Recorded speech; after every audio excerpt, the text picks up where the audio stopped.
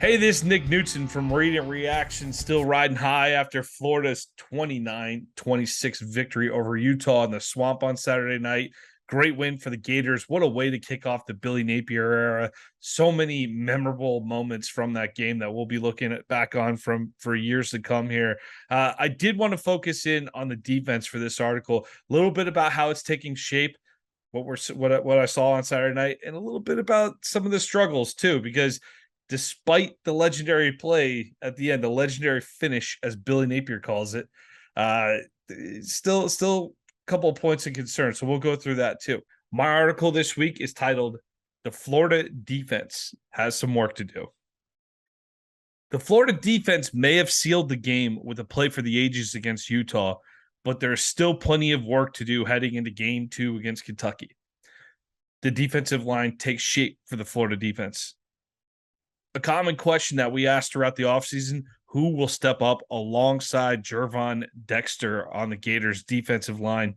There is plenty to be desired in terms of the on-field play, but we did get our first look at who the defensive coordinator, Patrick Toney, plans to feature next to Dexter. Hashtag next to Dexter. I went through and charted each snap to see which defenders had their hand in the dirt. So, for example, there's a lot of plays where Brenton Cox is rushing off the edge. He's standing. I did not count that as defensive lineman. I would count that as an outside linebacker, edge rusher. That's that slash on his position. So when he's down in the dirt, I count it as a defensive lineman. When he's standing up, I count him as an edge rusher, linebacker. Also, we saw a lot of that from Antoine Powell Ryland Jr., number 52 on Saturday night as well. So a lot of standing from him as well. But you take a look at these numbers here. I'll give you a second to review it. I went drive by drive, as you can see, charted who was playing alongside Dexter. As expected, Dexter was the mainstay throughout the night, while we saw a fairly even rotation of Princely, Uman Jalen Lee, big fella, Desmond Watson, and Tyreek Sapp. Though Watson and Sapp, it was interesting if you notice their majority of their snaps, nearly half on each of them, came toward the end of the game, Utah's final 3 drives there. Florida played with 3 down linemen for the majority of the night, which explains why the numbers for both Cox and Powell Ryland Jr. are so low, as each played primarily as a standing edge. However, on the final 10-play drive, Cox and Powell Ryland Jr. each played with their hand in the dirt 4 times. True freshman Chris McClellan got a lot of talk during the offseason about McClellan here. He should see an increased role as the season progresses and attrition begins to set in. But he played a very limited role in this game, only appearing in a couple series and really only playing a few plays here for the Gators on Saturday night. But good to see him in action. Big guy, too. Big guy for a true freshman. So look forward to see him develop throughout the year. Next section here, a tale of 2 halves. Montrell Johnson's opening drive fumble, which was returned by Utah to the UF 25-yard line, put Florida's defense on its heels early, and the defense promptly allowed a quick Utes touchdown. The early 7-0 deficit felt eerily similar to last season, but from that point on in the first half, the defense allowed only 1 drive longer than 25 yards and forced Utah to settle for 2 field goals. Take a look at the drive chart here. You see that the Utes did move the ball. They had some success moving the ball, especially the 3rd and 4th drives of the game. 11 and 8-play drives, moved 50 and 25 yards. But both times, the Gators, despite allowing the Utes to hang on to the ball for over 9 minutes, they forced them into field goal situations here. So I wanted to point this out on the 4th drive. The goal line stand and the interception to close things out will get a lot of love, and those will be the ones you remember down the road. But Florida standing firm on 3rd and 3 from the UF 8-yard line to force a field goal on the 4th Utah drive of the game should be recognized as a key turning point in this contest. Utah had taken over with a short field off of a short punt, if you remember, on the UF 38-yard line, thanks to a 3-and-out and a 10-yard punt return. Yet Toney's defense rose to the occasion. When you factor in the goal line stand, the interception close to close the game, and this key stand with just under 5 minutes to go in the first half, The Gators defense held the Utes to a single field goal on 3 separate drives inside the Florida 10-yard line. That's pretty good. That's not bad. Now, they did drive inside the 10-yard line. They scored a couple touchdowns too, but on those individual 3 drives, to walk away, you say you have 3 other drives where you're inside the 10-yard line and you only end up with 3 points. That's fantastic. That'll win you a lot of football games. But this is what I was talking about earlier. I want to celebrate the victory, but the sweet feeling of victory sure helps to cover up some stink. And for the Gators, that stink lied primarily in the second half. Utah's offense put up about 70% of its yardage in the second half of play as it slowly and deliberately bludgeoned the Florida defense. The Utes pieced together 4 lengthy drives and forced Florida to make 2 historically good stops to prevent scores. As you can see, the only 2 stops of the half for Florida, the goal line stand, which ended in downs that first drive there, 71 yards. They held on the ball nearly 6 minutes to come away with the goal line stand there. That's pretty unbelievable. But you see the following 2 drives, 9 plays, 89 yards, 11 plays, 73 yards, over 10 minutes of clock eaten on both of those drives while they're also scoring touchdowns. That'll win you a lot of football games if you're Utah.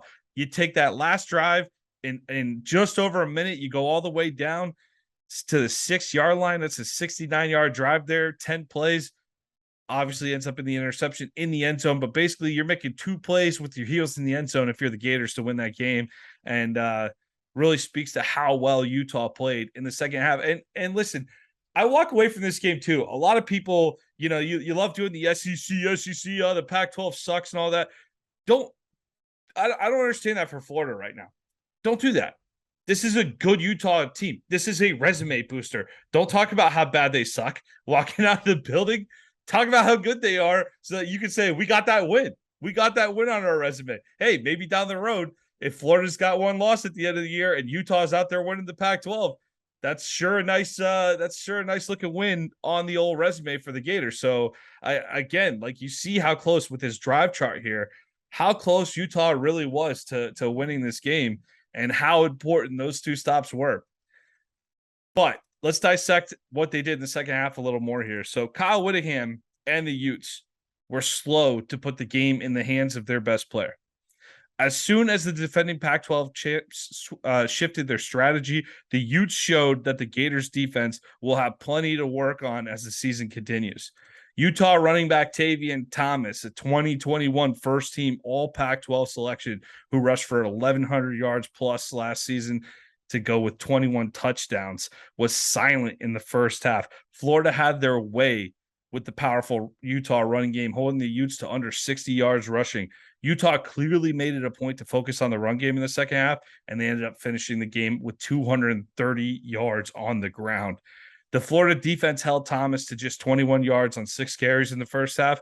He did not post a run longer than 7 yards as Utah leaned too heavily on the arm and legs of quarterback Cam Rising. If you see here with the carries, I mean, you look at it, there's a few different drives, couple different drives. Thomas doesn't even touch the ball, or he only gets 1 carry. You see that third drive, they came out and they featured him on the third drive of the game, which if you go back up to the Utah chart here, third drive of the game, Utah ends up with 11 plays, 50 yards, and a field goal. So the drive where he's featured the most on was Utah's longest drive, both in yardage and in terms of plays, and they end up driving 50 yards and getting a field goal. So I don't know why they waited, but they just, it felt a little bit like they were excited. They're putting the ball in the hands of Rising a little too much, and they just need that steady presence of Thomas. So I think the second half here, if you take a look at the second half, only 6 carries in that first half, totally different story in the second half. And I think this was the key.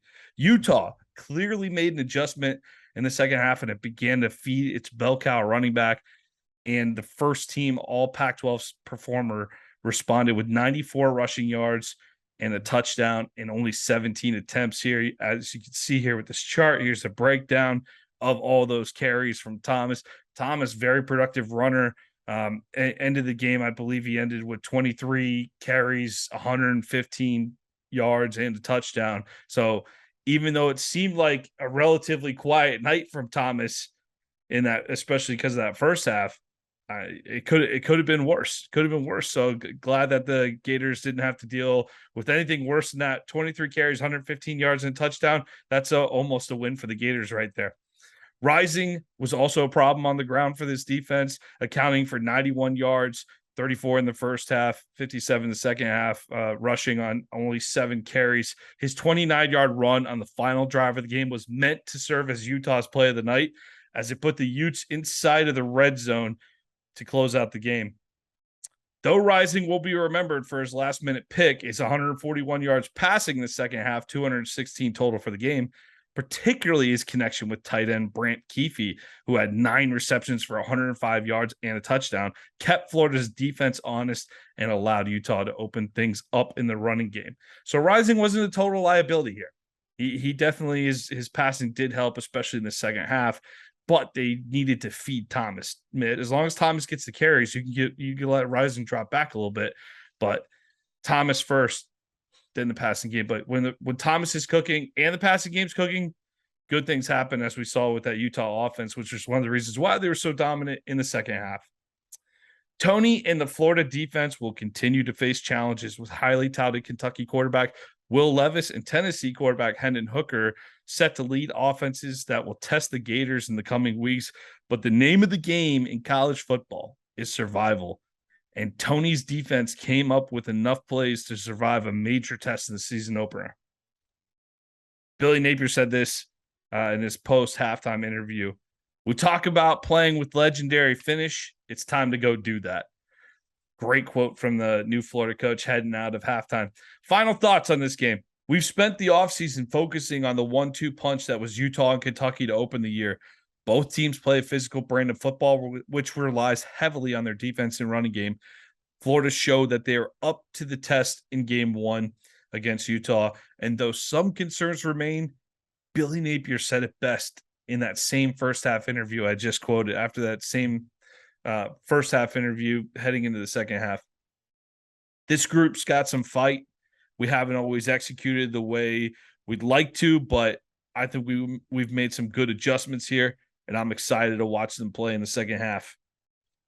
Winning is a hell of a lot more fun than losing, but if this team continues to fight the way it did on Saturday, Gator Nation is about to go on a great ride through the rest of the season. For more coverage on Florida's 29-26 win over Utah, be sure to also check out Will Miles' recap. Gators take down Utes on the Read and Reaction website. Again, I'm Nick Knudsen, reading my latest article on readandreaction.com titled "The Florida Defense Has Some Work to Do." Looking ahead on the season, also looking back at the Utah game. We appreciate your support for Read and Reaction. Thank you for stopping by and listening to another video. Be sure to check out Stand Up and Holler this week, and also we'll have a Kentucky preview ahead. I'm sure of it to come. So more to come this week. Looking forward to the Kentucky game. Great win for the Gators to start the season, 29-26. Have a great week, everybody, and go Gators.